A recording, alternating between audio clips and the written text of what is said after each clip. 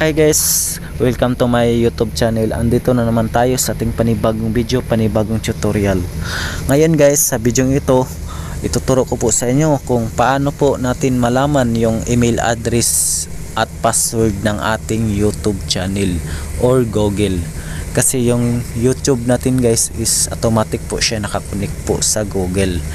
Yun. Kaya ngayon, ituturo ko po sa inyo kung paano po natin malaman yung email address at password ng ating Google or YouTube. Yun. Ang una natin gagawin guys, punta lang kayo sa inyong settings ng iyong mobile phone. I-tap nyo ang settings ng mobile phone. Tapos scroll down kayo at i-tap nyo ang Google. I-click nyo ang Google. Pagkatapos i-click nyo ang manage your Google account. Pagkatapos guys, punta kayo sa security, click nyo ang security at pagkatapos scroll down lang kayo. Pagkatapos i-click nyo ang password manager, tapos i-click nyo ang google.com sa pinakababa. Google.com, i-click nyo ang google.com guys. Wait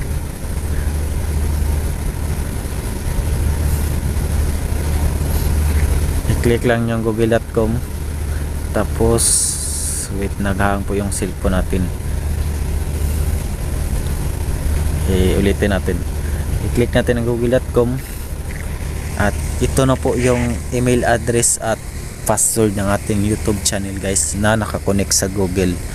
Yun po ang email at password ng ating YouTube na nakakonect sa Google. Yun. At yun guys, tapos ngayon guys, punta na naman tayo sa Chrome na browser. I-click natin ang browser na Chrome kasi dalawang of choice po siya guys. Sa Chrome pwede po natin makita. At i-click nyo ang settings, tapos scroll down kayo. Tapos i-click ninyo ang password. Tapos i-click nyo ang accounts.google.com. Yan.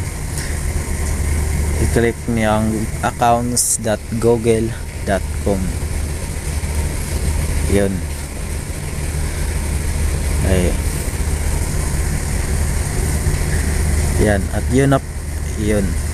Tapos i-click nyo ang check password. I-click nyo yun. At yun na po guys ang password guys, password at email ad. Yun. At dito lang po nagtatapos itong video guys, at sana may natutunan naman kayo sa aking panibagong video kung paano malaman ang email ad at password ng inyong Google. Thank you for watching guys.